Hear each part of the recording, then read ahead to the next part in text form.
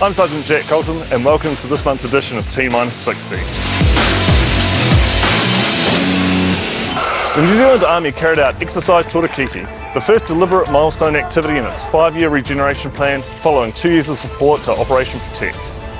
The exercise focused on core combat skills, junior leadership and physical and mental resilience. Superstructure work on our Navy frigates during their upgrades required HMNZS Te Mana to undertake all-weather trials with a Sea Sprite helicopter to test operating limits. This work will allow both ANZAC frigates to deploy their aviation combat capability. And Air Force maintainers braved the cold in Antarctica to replace the propeller on one of our Hercules. After flying to the ice, a new ice shelter protected them from the -29°C temperature while they carried out their important work. That was November's edition of T-60, a snapshot at the mahi that our soldiers, sailors and aviators have been doing.